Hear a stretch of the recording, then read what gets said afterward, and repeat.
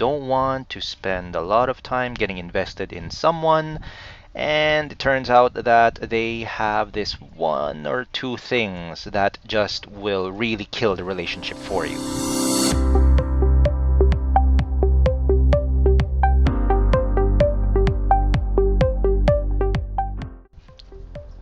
Good evening.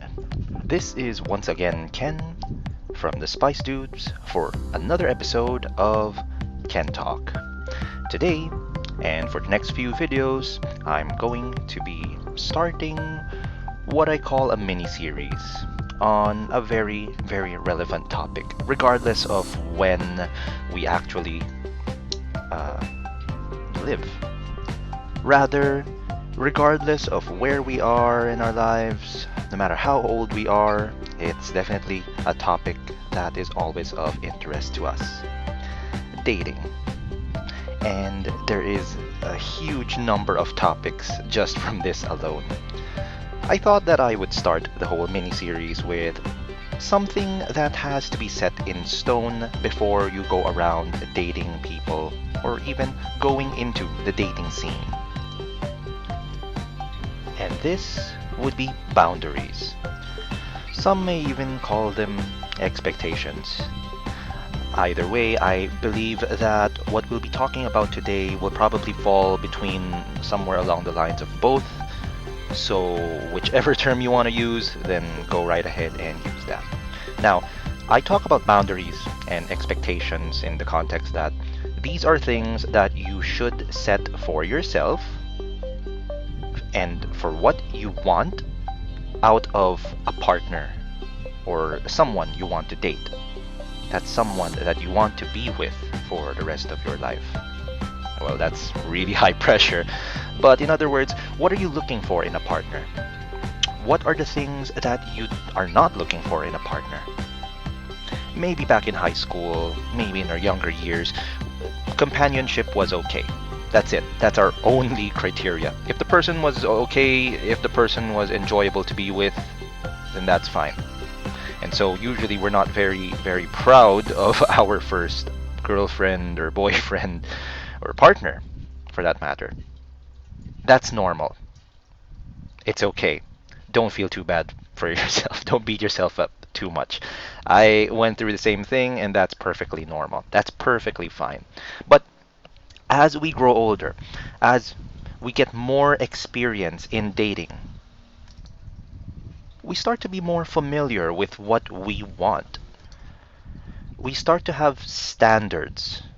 And that's what I mean by boundaries or expectations. You have to have these standards, these limits, these boundaries, so that you'll be able to find what you're looking for. Imagine trying to apply for a job, and I guess with most of us and how we started out with our first jobs, when the recruiter or the person in recruitment goes and tells us, hey, what job or position are you looking for? And we tell them, oh, anything, anything at all. Of course you're not gonna get called for the second interview. You don't know what you want. Of course there's like a lot of other factors behind that, behind you not getting that second interview or final interview, but that's another matter entirely. My point is that if you do not have a list of boundaries, expectations, or standards, then you're not gonna be able to find an ideal partner. You're likely going to just get whoever comes by first. In other words, kung sino na una, siya yung nandyan. First come, first served. It's not exactly great. Sometimes maybe you'll have excellent luck and you'll get a great partner. But most of the time, if it's just something like, eh, pwede na yan. I think that's okay. I think she's okay. I think she's fine. That is called settling. And while that's nice sometimes, it's probably not going to end very well because you're going to feel like you can get better. And that feeling can just kill a lot of relationships. So it's best to start from a position where you have already listed down your standards or boundaries, or expectations for that matter. Now, there are a few very, very important standards or boundaries or expectations that you should be writing down ahead of time. They are deal breakers, non negotiables, negotiables, and nice to haves. That's four.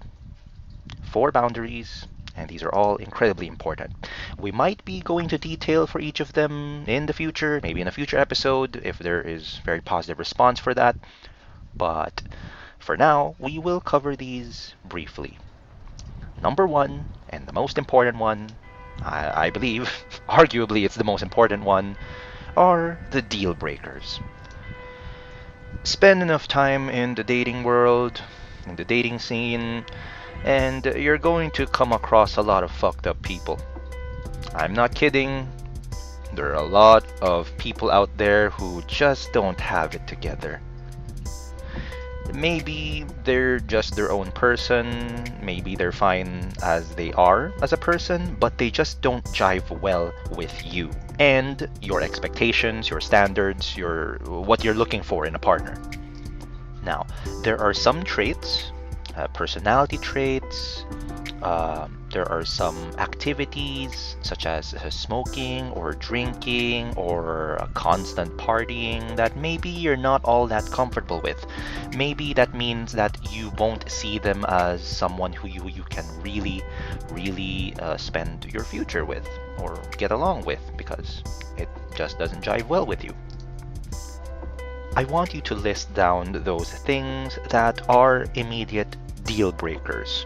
The moment that you find out that they have done this before, or they have a certain trait that will just kill the relationship for you, or if they have certain behaviors or activities or vices that you just cannot stand or believe that will cause friction in the future, write them down. You need those on paper so that you can come back to it at any time in your dating life while you're looking for the one, so to speak.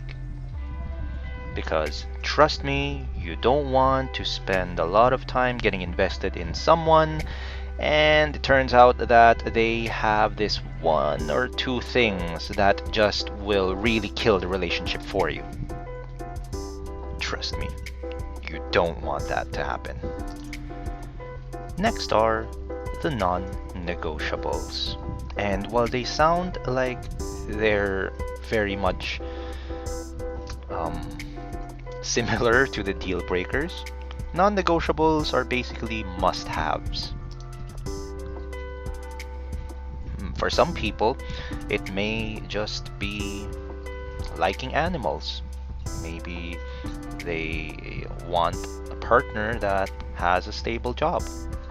And I know it sounds kind of materialistic, but trust me, if you don't have this list of must-haves, again, you're likely to just kind of delude yourself, negotiate with yourself that, well, maybe if I keep dating this person, they'll come around. Please, don't be in that mentality. Take them as they are and move along. So again, non-negotiables are the things that you believe the person must have in order to be compatible with you, in order for the relationship to keep going or to be harmonious, so to speak. In my personal case, and I guess I'll give you guys an example, for me, that would mean being able to argue logically and to accept when they are wrong and do better. In other words, self-awareness and being able to constantly self-improve. Because, in my opinion, if they don't have these, then they're always going to go for appeals to emotion whenever there's an argument. And that's just not good for the long run. because the ability to resolve conflict and to communicate feelings to each other without having to shout and yell and use mean names is going to be essential. It's going to make or break the relationship. Next is negotiables. These are the things that are also kind of important to you, but they're not must-haves.